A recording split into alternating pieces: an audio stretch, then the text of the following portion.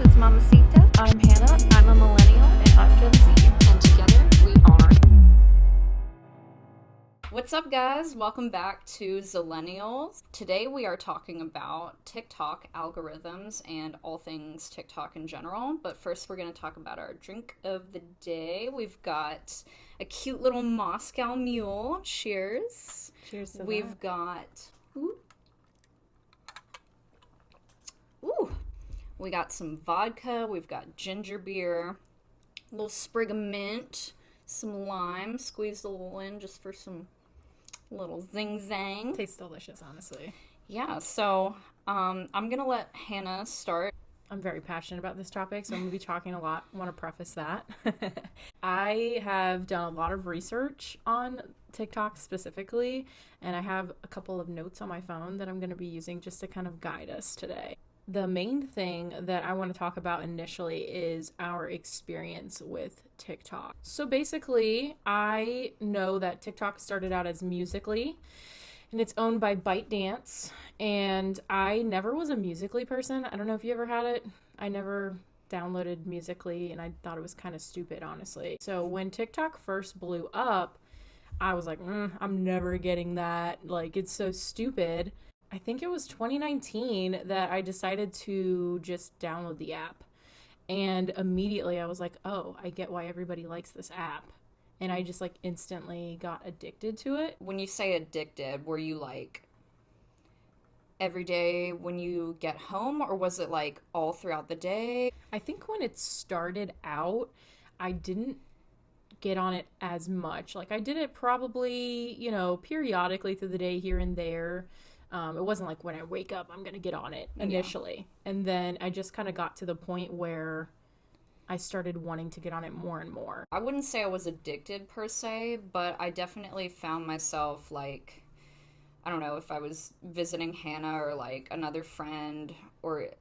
Yeah, actually, that's probably when I would use it the most is when I'm away from home, just because the kids like distract me so much that I wouldn't even be able to like sit there anyway. I was more into, like, the funny stuff on there, not so much... Like, I do really enjoy music, and I am really passionate about music, but I always just kind of thought that, like, the dancing ones were kind of cheesy. I made a few as well, just, like, trying to be funny, and I don't know, I guess I kind of hoped that it would take off a little bit. I have rapped in a program I did, a Weird Weekends episode about rap. Can you remember any of the rap that you did? My money don't jiggle jiggle, it folds. But then my husband was kind of getting on me like, you really need to delete that app because there's a lot of tracking on it and it's not safe and blah, blah, blah. And at first I was kind of just like, ugh, whatever, like, so much technology is so much of my information anyway, like, why do I care? I was the same way. Yeah, I was like, why do I care? And then I ended up finally deleting it because I just, like, hardly ever used it anymore anyway. Good for you. I don't know, I was just seeing more and more about how sketchy it kind of was, and I was like, okay, fine. Mm-hmm. I guess in a sense I was sort of addicted because I was a little sad to delete it, but then I was also kind of like, well, Instagram has Reels, and I wish they would bring Vine back.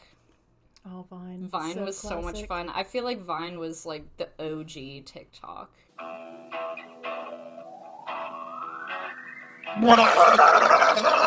Props to you for being able to just delete it because you weren't really on it that much, because for me, my relationship was entirely different. To preface, I deleted my TikTok about 10 months ago, and I'm not big onto social media as it is, and this video will kind of go over that. It's not something that super needs to be delved into just because a lot of these concerns kind of talk about why.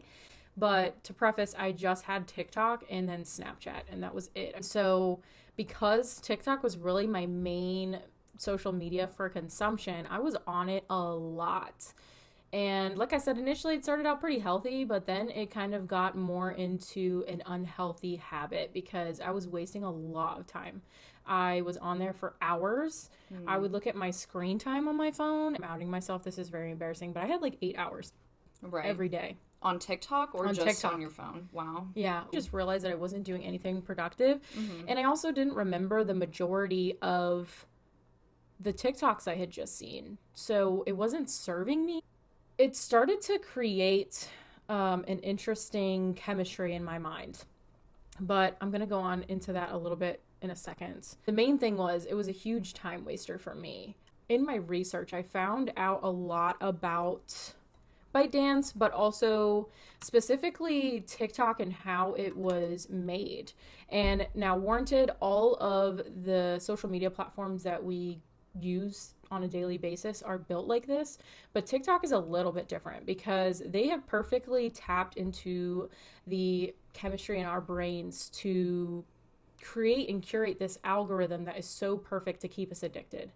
And a lot of social media apps, their goal is to keep you on the app as long as they possibly can because it's more AdSense for them. I started to notice that it was really becoming like my muscle memory on my phone. I knew where TikTok was and I would just go to that. And that was a little scary once I actually kind of became a little self-aware and noticed that I was doing that. Where it gets a little creepy is the privacy policy. And, you know, there are some privacy concerns going into the AdSense. So the app uses your front camera, even if it's not recording a video of you, it can tell, you know, what you find interesting, what you're looking at more frequently, or what is stopping you to like look at that a second. And then they will start suggesting more things. And that's all social media, but TikTok does it in such a extensive way. So that's why everybody talks about how the TikTok algorithm is so oddly specific to them. Definitely some things I was going through in my life, and then something on TikTok would pop up and it would be exactly that. And it was a little creepy.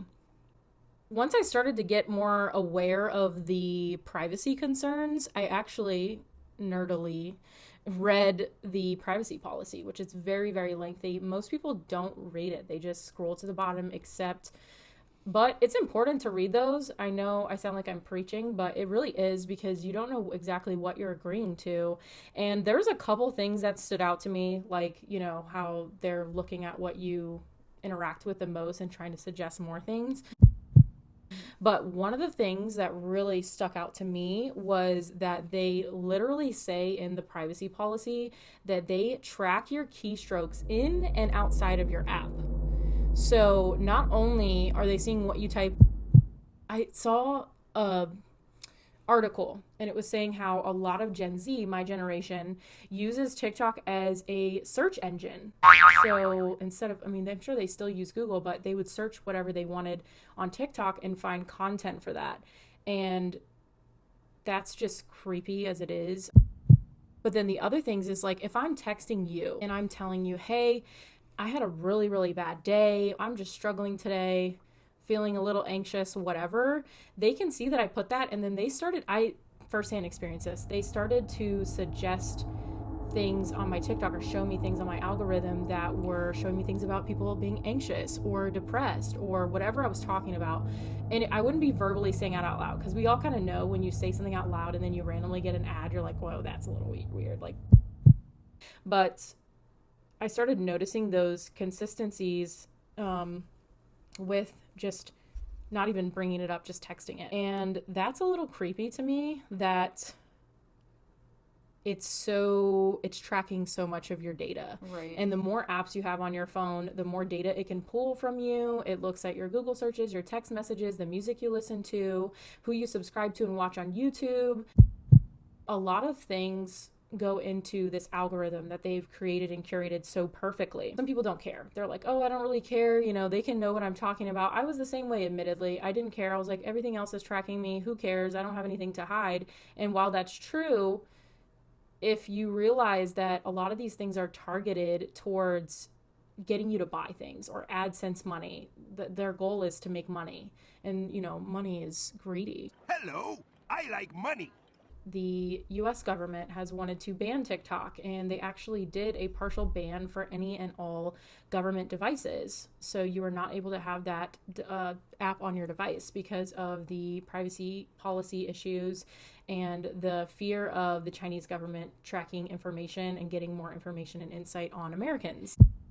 It's like, okay, I guess I probably should delete this. Initially, because when I was super addicted and when Trump was in office and he was talking about how he wanted to ban it, I was pissed. I was like, why does he want to ban it? It's because, like, it's people having a voice and he wants to silence that. And the bottom line is this is rigged. I kind of had that annoyance at first initially, but now I definitely kind of see his point, and I respect that he wanted to ban the app now that I have done more research into it.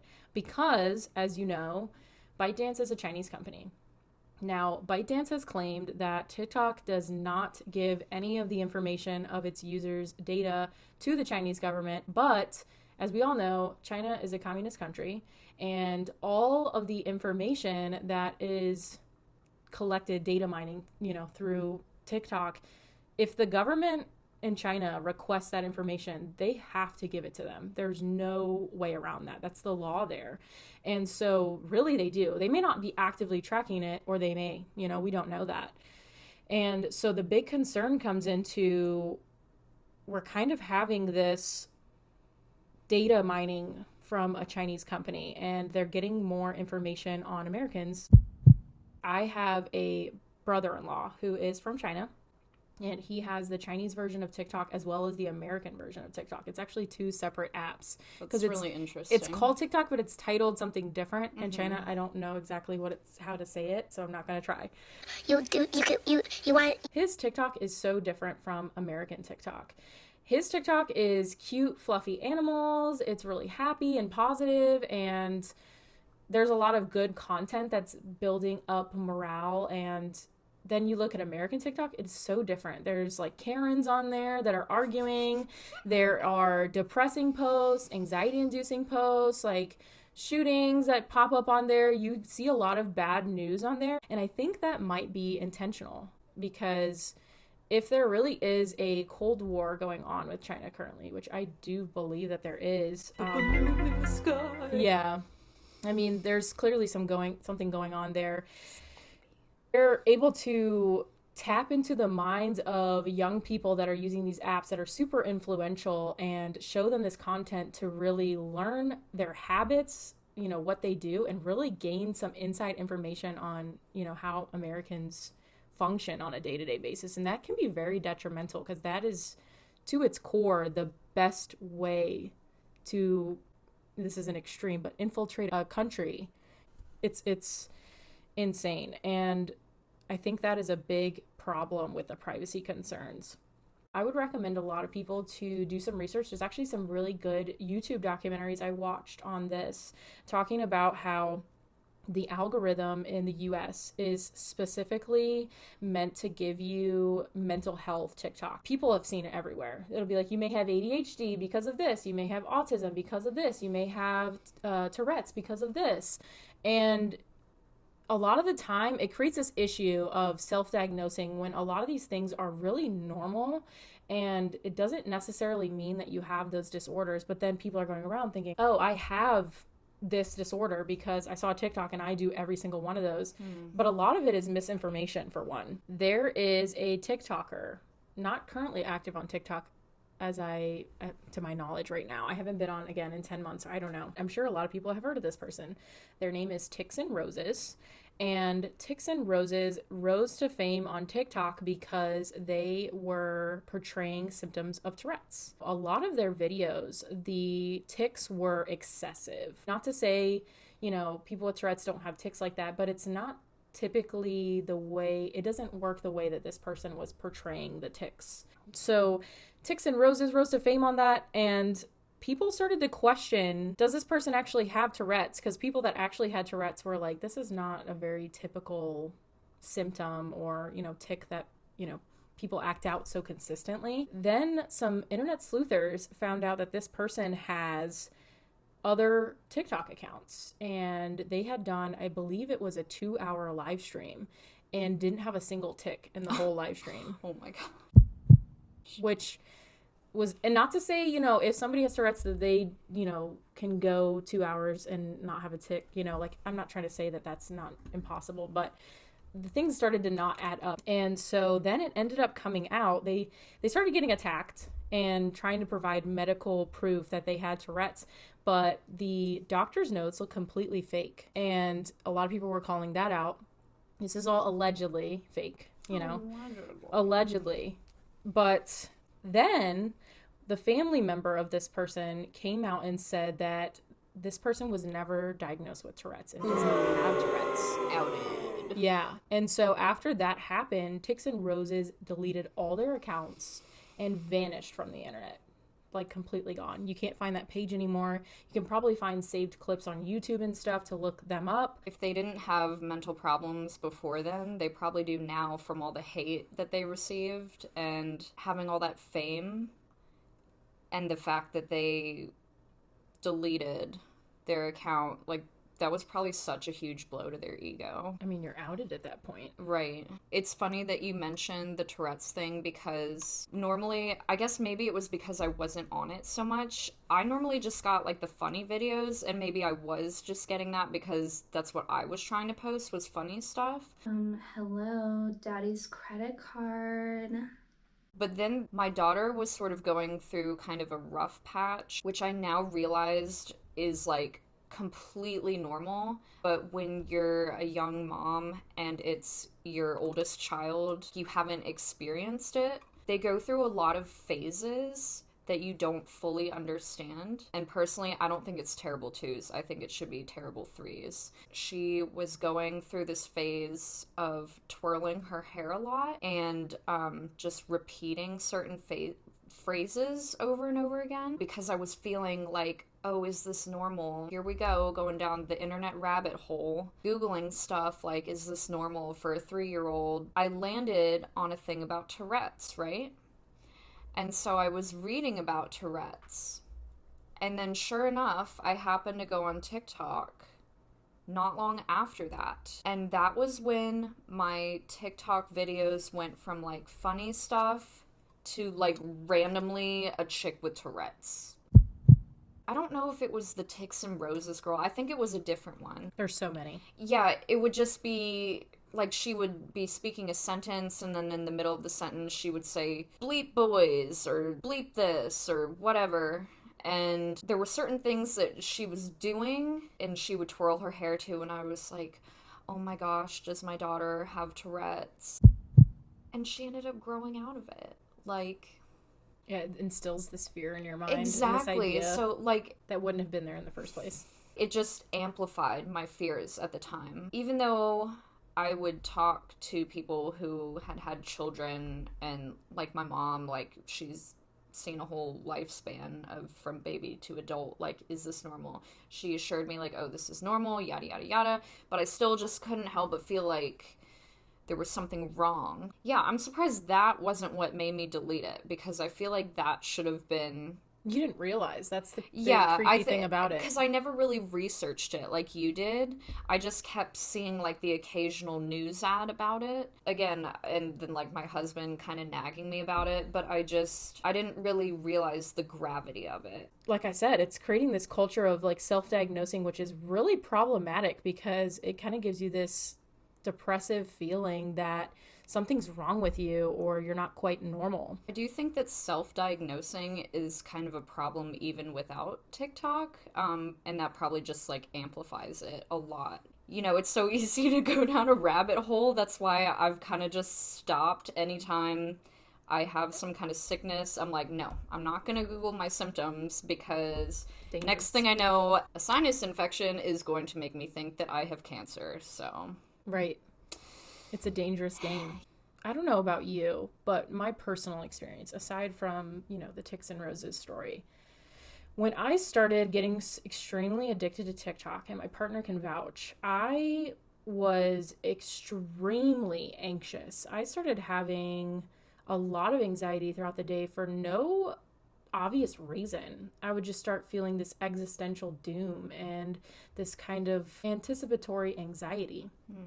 Where I was just worrying about things that were going to happen in the future, and I couldn't figure out why. I just felt like, oh, I'm going to drive to work tomorrow and die on the way there.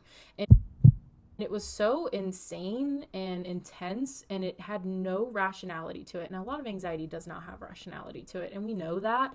But when you're feeling it, it's really hard to remind yourself that you're going to be okay. It started to get so bad to the point where my partner was like, hey, I noticed that you are way more anxious and depressed, And he's like, I think it's because you are seeing all these bad things happening on TikTok, like people's cars getting broken into, their house being robbed, their place of work being shot up, whatever it was. And I was like, I think you're right. It's creating so much anxiety and depression. And it honestly ruined what is that called? You could do so. You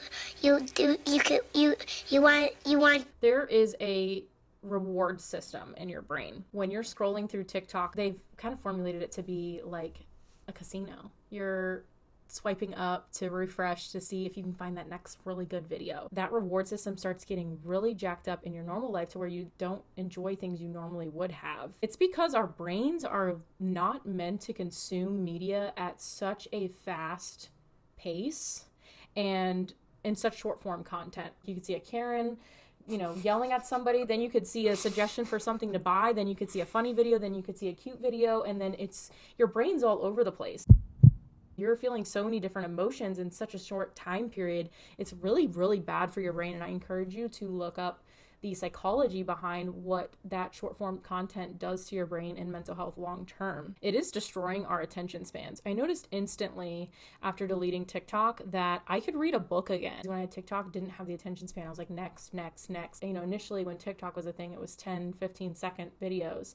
And then you want the next thing, and your brain gets so used to that. It really does destroy your attention span. That kind of brings up what we were talking about when we're making our own podcasts, is we were sort of debating, like, do we do hour-long episodes, or are we not going to keep people's attention long enough because everyone has such a short attention span now? Please give us some feedback and let us know how you're feeling about that. Mm-hmm. And if you're kind of where we are, where you're attempting to give more attention to something for longer, or if you would prefer to see shorter videos. Mm-hmm. Oh my god, I still haven't found my berries, but I found these.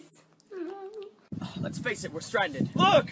Blueberries! Oh my god, those my berries. We are actually planning to do a video delving more into this topic. I just want to briefly mention it because of the relation it has with TikTok specifically. As everybody has kind of seen on the internet, there is this chasing aesthetics culture. Because of this aesthetic and looking perfect and being that girl or the it girl, like trying to be perfect. It's almost like Instagram where it's really fake and nobody is living their life that perfectly. They're just showing you the best part of their day or the best, thing that they can curate. This specifically fuels the issue of overconsumption, which is really, really bad for the environment. And like I said, we're going to go more into detail about it in another episode. But the reason why TikTok plays such a strong role is because everybody sees those videos of TikTok made me buy it. And I'll warrant, it was so hard for me to delete TikTok because that was the one thing keeping me on. I was like, oh, what if there's that product out there that I need to buy that I didn't know about? If I didn't know about it in the first place and I didn't feel like I needed it, then I didn't need it. I didn't even need clothes. I felt like I needed to buy that next thing and it was going to change my life. A little tangent here. But the freaking Sky High mascara by Maybelline is trash. Do not buy it. It's hard to get off. It ruins your lashes. It's horrible. And that was something I fell victim to on TikTok. And I just threw that away the other week. And oh my God, I'm so glad. Congratulations. And so it really does make you think you need to keep buying things. And then it ends up in a landfill. And then it's horrible for the environment. That's the thing about human nature is we're greedy and we're never satisfied with what we have. What inspired you to build a second Krusty Krab right next door to the original? Money! And so just taking a step back to kind of look at what we have and being appreciative for it, because we are really privileged compared to a lot of people out there. Yeah. I think also I can't help but feel like TikTok is a little more, I think it targets the younger generations more. I mean, I'm a little cuspy, like I'm right at the end of the millennial generation, but I kind of tend to feel like people who are older don't trust the internet as much as younger people, and that could be a misconception. But like me personally, I wouldn't buy something from TikTok just because I straight up don't trust anything that's not like Amazon, Walmart, or like, something like very well known. If it's some kind of like third party thing that I have to click on, I'm like, no, this is sketchy. Like, you're gonna take my money and not give me anything, or this is gonna be like a piece of crap. But that being said, I think that I trust it in other apps. So I guess it's still a problem for me, but it wasn't really a problem for me with TikTok just because it was a newer app, so I didn't like fully trust it as much. And I wish I had read more about it. And I'm really glad that you told me more about it. I mean, all of it is creepy. All of the internet is creepy. I don't know. I have such conflicting emotions about it. It's the best and worst thing that could have happened to us, you know?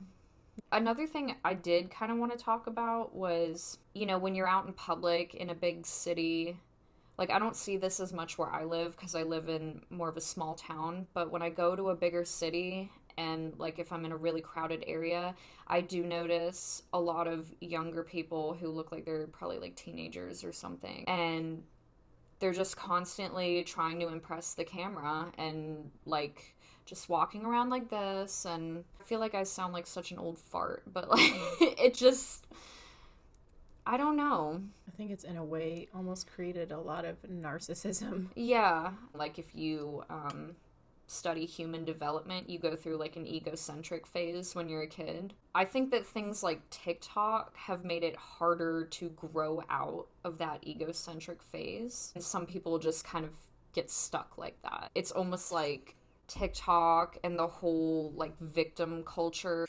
Kyle, sensitive, outdoorsy, frugal victim. I'm not that outdoorsy. Okay, well remember there, Kyle, it's not so much about who you are as much as it is about what people are attracted to, okay? So let's see, how about this? I don't know. Yeah. It's forming a bad mentality that is looked at as normal to have, or like you should have this. Yeah, or like I have this disease or I have this mental problem. And it's like, no, you're just normal. No, I'm not saying I don't believe in mental problems, because I definitely do. But I also just think that it's very overdiagnosed. And then you're like, oh, I have these symptoms, even though you might not actually have those symptoms. So then you go run to your doctor and say, I have these symptoms. And then because of what they're trained, they know, okay, let me look at this list of symptoms. Oh, you have this. So then you're going to be diagnosed when technically you're misinforming the doctor, because you might not necessarily have those symptoms. You just kind of are getting in your head thinking that you have these symptoms because of what you saw on TikTok. Those people are definitely out there that, obviously they are out there that have those mental illnesses. I have some myself.